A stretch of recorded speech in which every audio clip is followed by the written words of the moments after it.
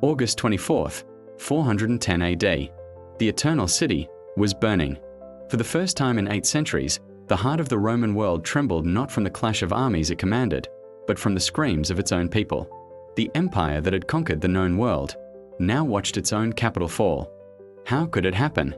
How could Rome, the mistress of nations, the mother of law, the city that had ruled from Scotland to Syria, be reduced to fire and ash by a band of barbarian warriors?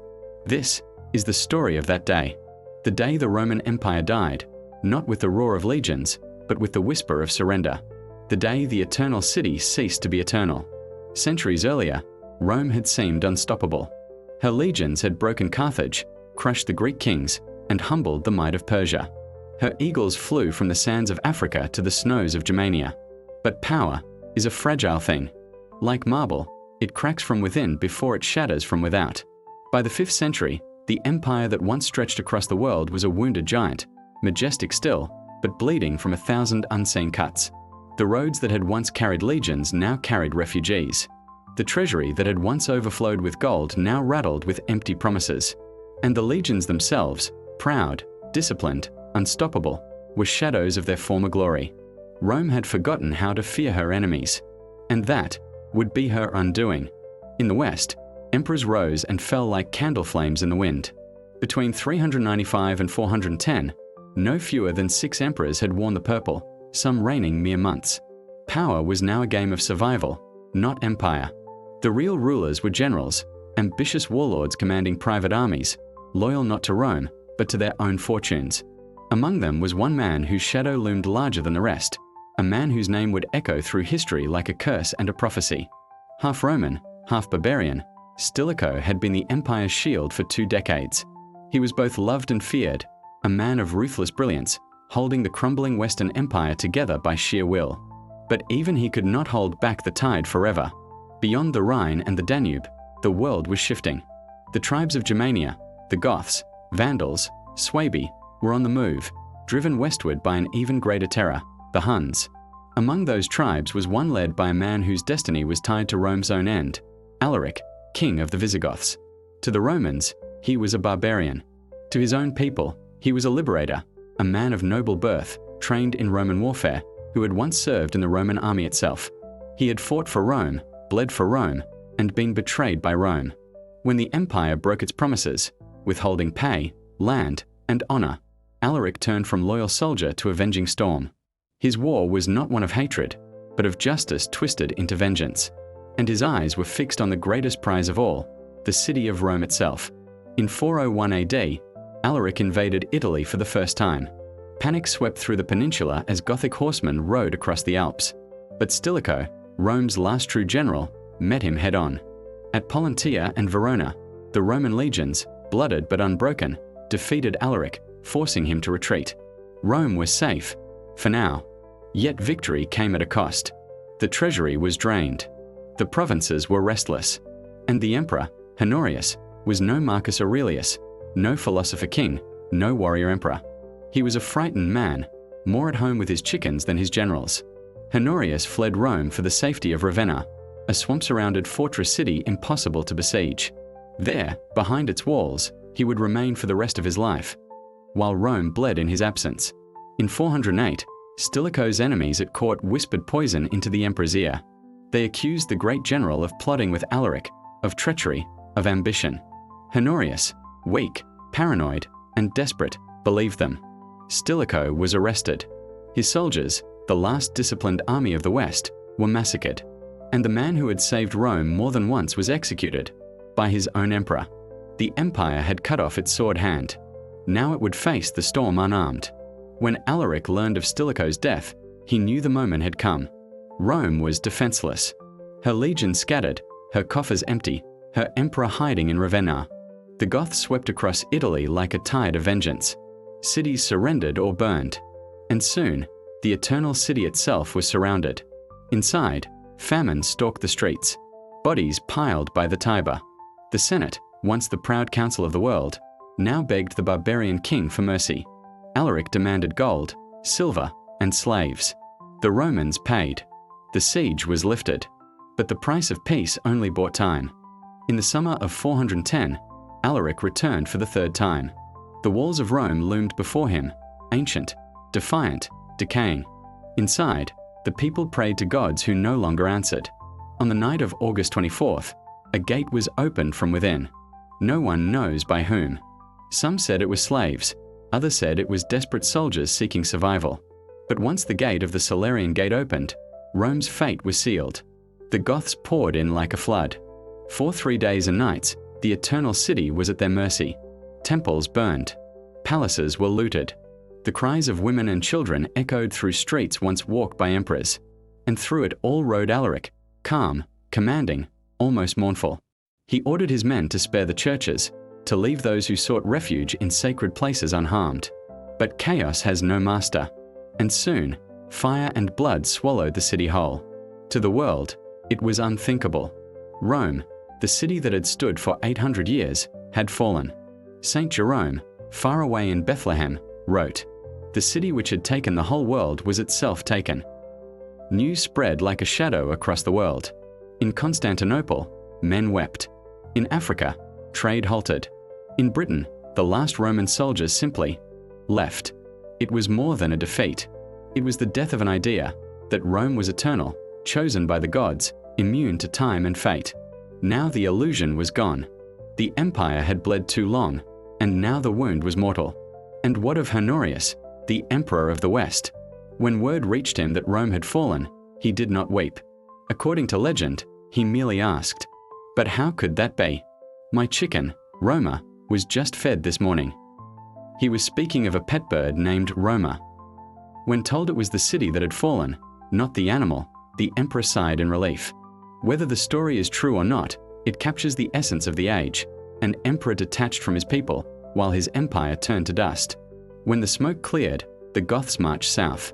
Alaric did not stay to rule the city he had conquered. He was not a destroyer by nature, but a wanderer searching for a home. He wanted ships to sail to Africa, to settle his people on new lands.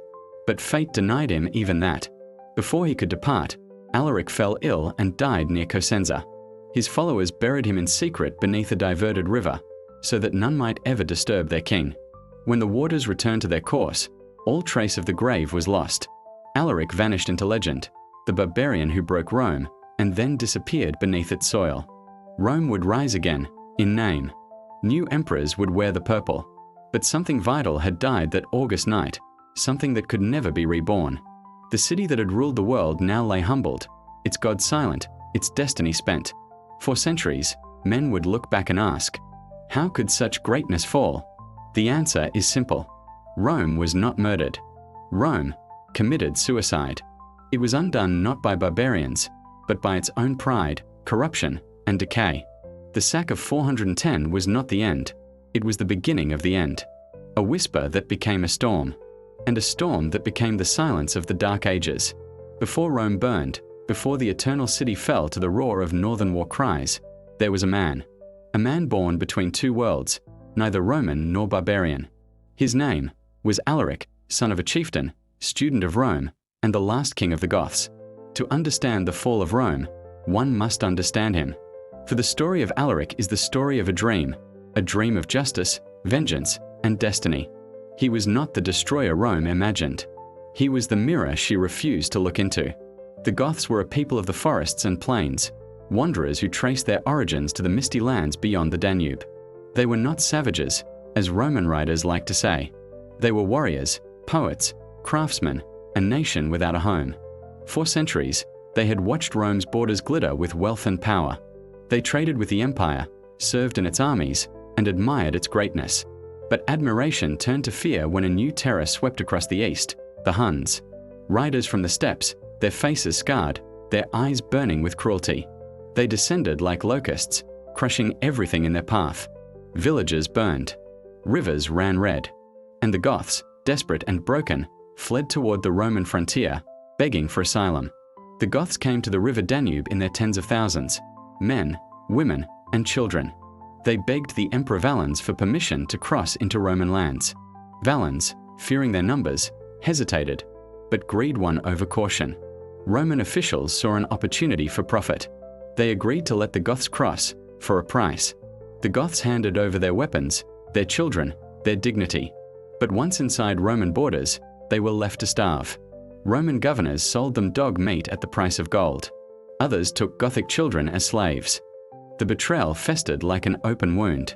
And when the Goths rose in rebellion, it was not just hunger that drove them, it was rage. Under the blazing sun of Thrace, the Roman army met the Goths in battle. The legions marched with banners high, confident in their discipline and tradition. They had faced barbarians before and crushed them. But this time, Rome faced an enemy that had learned her secrets. The Goths fought not as scattered tribes, but as an army. And when the Roman cavalry fled, the legions were surrounded. By nightfall, the field was a graveyard.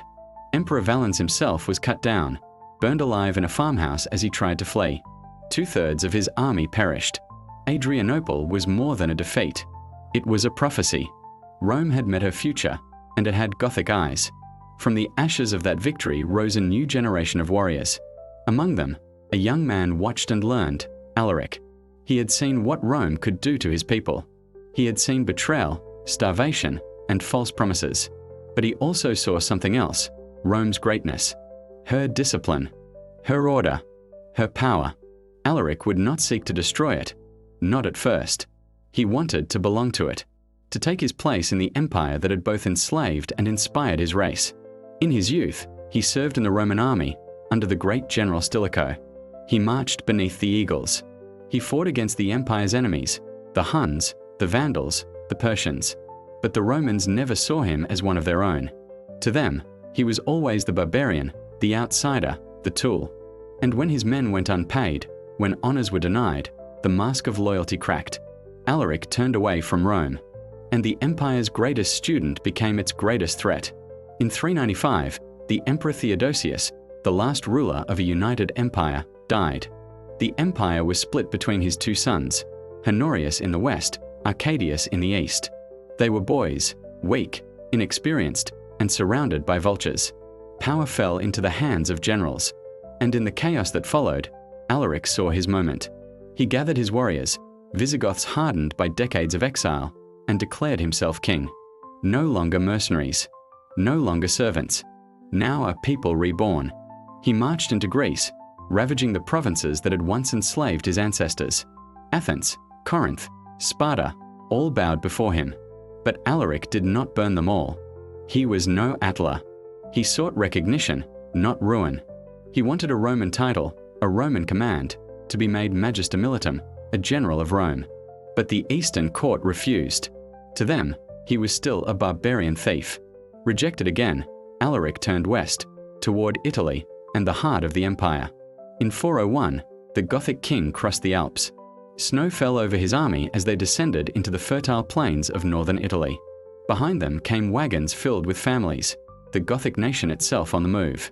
The Romans were unprepared. Cities fell. The Senate panicked. For the first time since Hannibal, the enemy was in Italy. But standing between Alaric and the eternal city was Stilicho. Once comrades, now enemies. The half-barbarian general faced the full-blooded king. At Pollentia, on Easter Day, 402, their armies clashed. The battle raged from dawn to dusk. Thousands fell. Horses screamed. Shields broke. When it ended, the Goths retreated, but not defeated. Stilicho had won the field, but not the war. He allowed Alaric to withdraw, and even later made a secret alliance with him. For Stilicho knew what the emperor did not, that the Goths could not be destroyed. They could only be bought, or starved, or turned against Rome's enemies. But Rome's politics would make that impossible. In 408, after years of fragile peace, paranoia took hold in the imperial court. Roman senators accused Stilicho of conspiring with Alaric to seize the throne. Honorius believed them. The general who had saved the empire was executed. His army disbanded. His family hunted. When the news reached Alaric, he understood. The shield of Rome was gone. The gates were open. He gathered his warriors again and marched for the city that had defied the world. As his army moved south, Alaric spoke to his warriors. "We have served them, fought for them, and they repay us with chains. Now we shall claim what we are owed." But those words were not shouted in rage. They were spoken with the calm of inevitability. For Alaric was no savage. He wore Roman armor, read Roman strategy, spoke Latin as fluently as any senator. He was the ghost of Rome's past, the reflection of everything she had created and everything she had forgotten. A Roman enemy built in Rome's own image. His men called him the Ghost King. For he seemed to move between worlds, neither pagan nor Christian, neither conqueror nor savior. He would enter Rome not as an invader, but as judgment made flesh. When Alaric's army encircled Rome, the citizens refused to believe it. They had not seen an enemy at their gates since Hannibal, 600 years before. The city of marble trembled as the Gothic drums began to beat. Inside, panic spread. The Senate met in secret. The pagan priests performed sacrifices once banned by law. The Christians prayed for deliverance. But no army came. The emperor remained in Ravenna, safe behind his swamps and walls. When famine struck, the Romans sent envoys to negotiate. Alaric demanded 5,000 pounds of gold, 30,000 pounds of silver, and thousands of slaves. The Senate gasped. One senator, proud and foolish, asked, "If we give you all this, what will be left to us?" Alaric replied, "Your lives." They paid. The siege was lifted. But Rome's humiliation was complete. The Eternal City had ransomed itself to a barbarian king. Peace was brief. Rome broke its promises once again. The payments stopped. The negotiations turned to insults. Alaric's patience, stretched across decades, finally snapped. He returned in 410 with vengeance, and this time there would be no gold, no treaties, no mercy. On the night of August 24th, the Salarian Gate opened. The Visigoths entered the city like a storm, and for 3 days, the Eternal City burned. Alaric rode through the chaos in silence. He forbade his men to harm those in churches. He spared St. Peter's and St. Paul's. Even in conquest, he showed restraint, a conqueror with the soul of a philosopher. When the fires died, he ordered his army to march south. He had no desire to rule over ruins, but fate had other plans. As his army reached the coast, Alaric prepared ships to sail to Africa. There, he dreamed of building a Gothic kingdom, a new home for his people. But before the journey began, he fell ill. His warriors, loyal to the end, diverted a river to bury him in its bed. They laid him to rest beneath the flowing water, surrounded by the treasures of Rome. When the river was returned to its course, every man who had helped in the burial was slain, so none would ever find the grave. Thus ended the life of Alaric, king of the Goths, scourge of Rome, the man who ended an age. He did not live to see what his victory unleashed, a world without Rome, a world where the light of civilization flickered and nearly died. In the centuries to come, monks would copy his name in trembling script, historians would curse him as the barbarian who broke the world, and poets would mourn him as the instrument of fate. But perhaps, if Alaric could speak, he would say this: "I did not destroy Rome. I only knocked on her door and found it already hollow." He was not the end of civilization. He was its reckoning. The empire had built its walls of stone, but forgotten that empires are made of people. And people, when betrayed long enough, become storms. It began with silence. The kind of silence that hangs heavy before a storm. A silence thick with fear, memory, and the weight of centuries. August 24th, 410 AD. The moon hung pale above the 7 hills of Rome.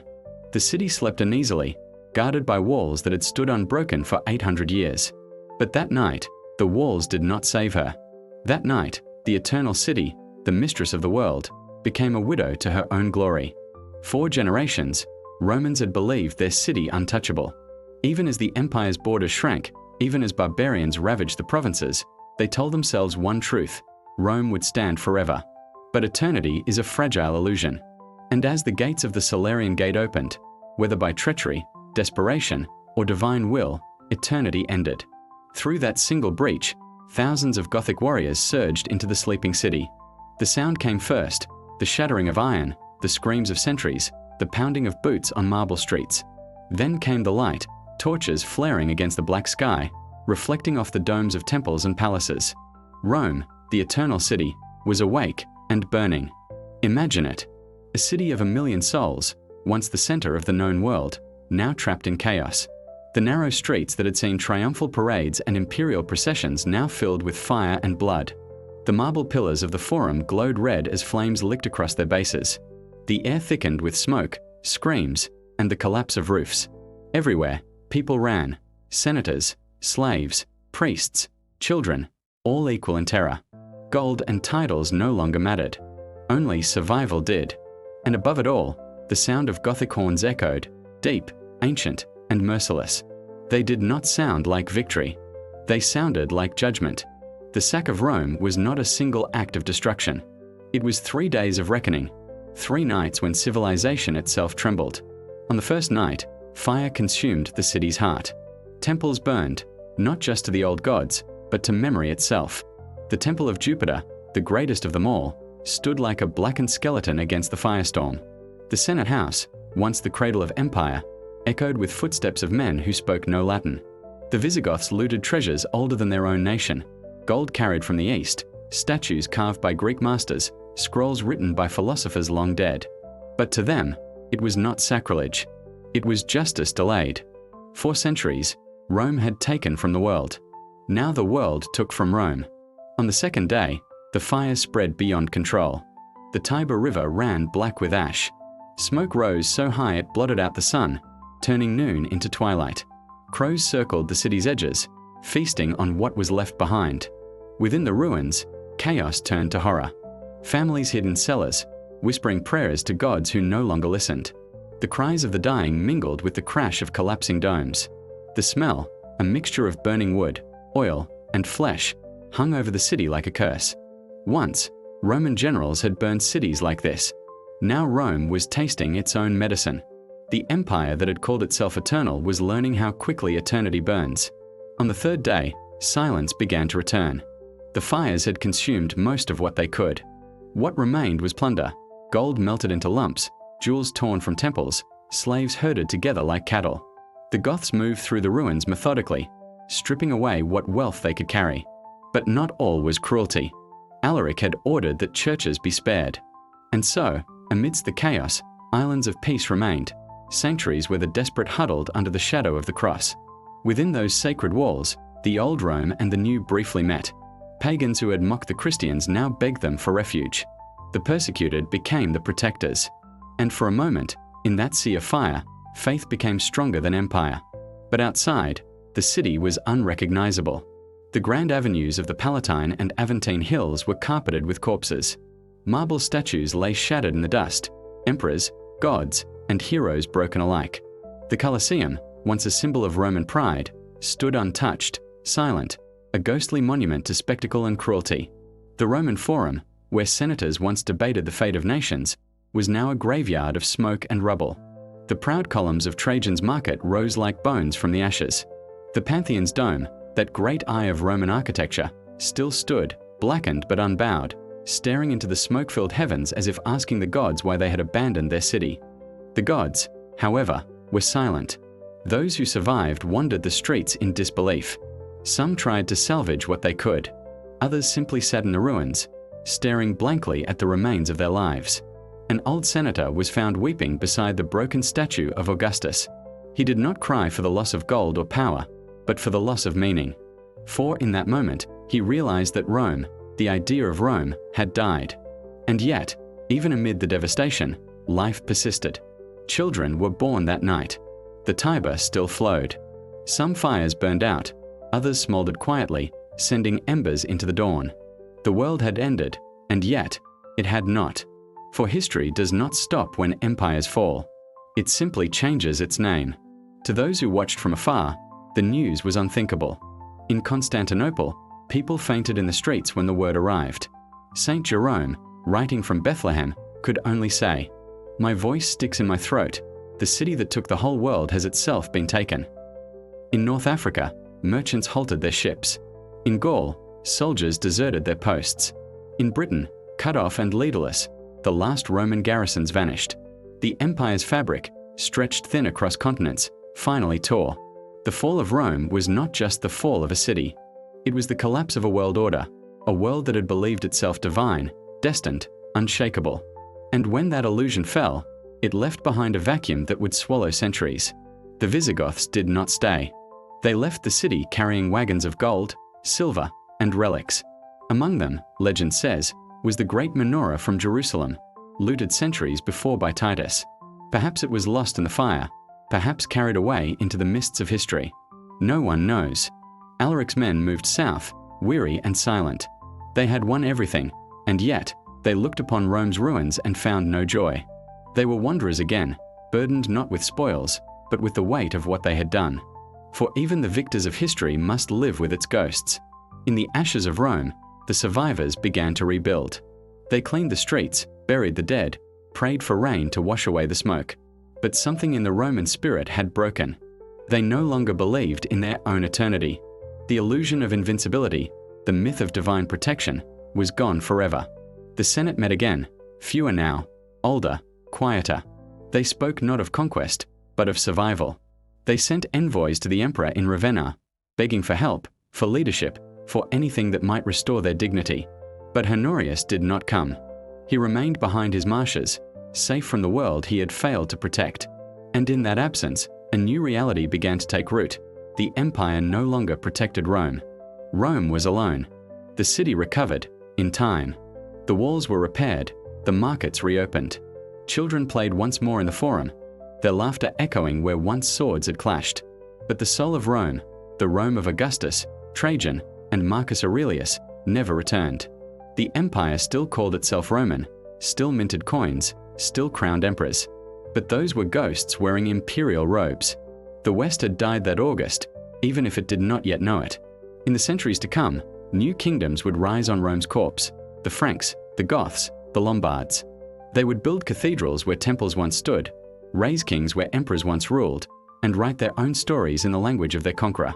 The barbarians had not just destroyed Rome, they had inherited it. And yet, for all its ruin, Rome never truly disappeared. Her roads still shaped Europe. Her laws guided nations. Her language became the mother of tongues. Even in death, the empire whispered. The sack of 410 was not the end of civilization. It was its rebirth, painful, bloody, uncertain, like iron reforged in fire. But to those who lived through it, it was nothing less than the apocalypse. The city that had ruled for 1,000 years was humbled in 3 nights. The empire that had enslaved the world could not save itself.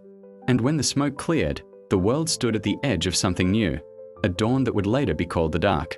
When historians look back, they see empires as lines on maps.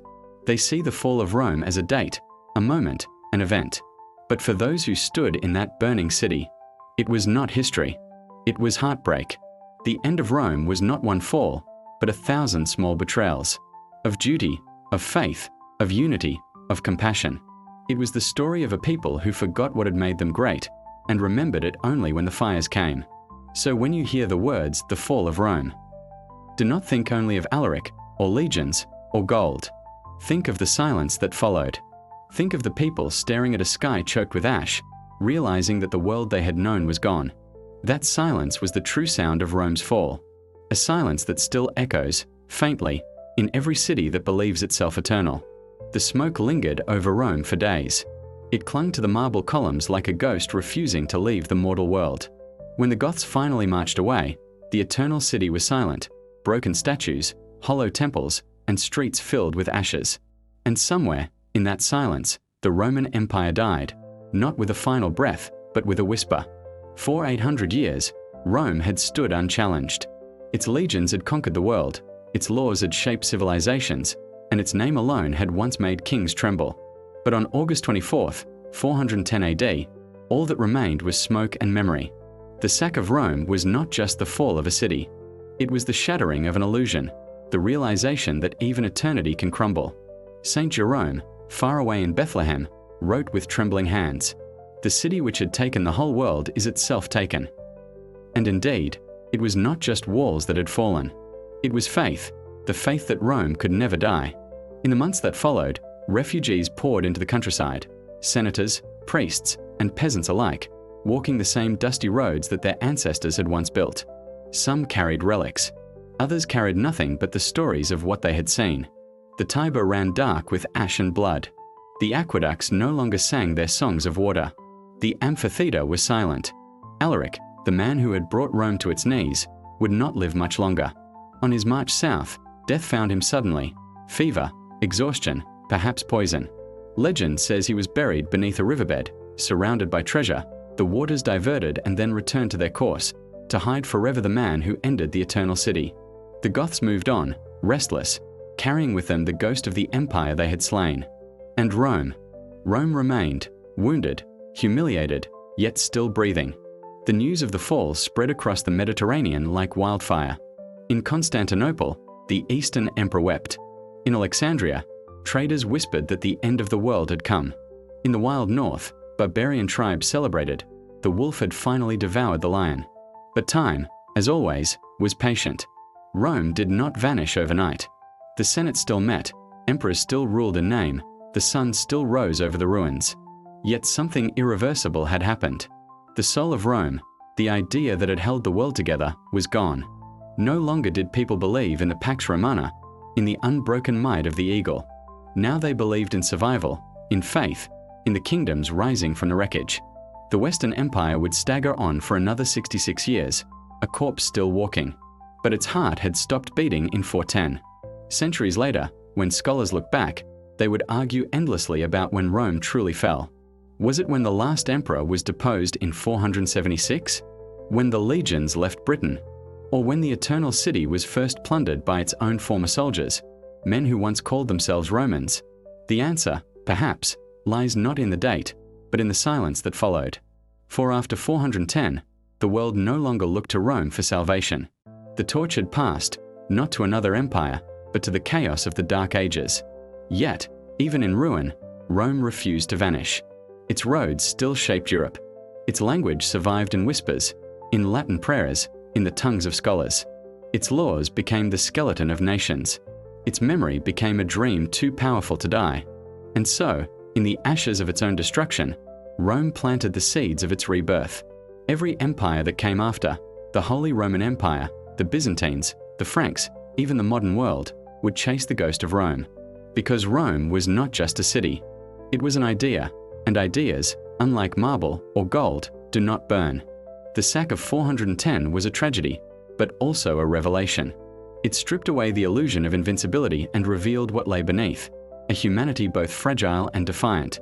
When Alaric's men left, they did not just take treasures. They took Rome's innocence. The Eternal City had become mortal. And perhaps that was Rome's final gift to the world, the lesson that even the greatest power must one day fall.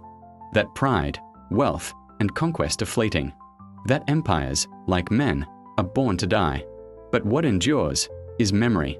The whisper of marble under dust, the echo of footsteps in abandoned forums, the glint of sunlight on a broken Aquila standard. And through it all, the voice of history, murmuring softly, all empires fall. But Rome never truly dies.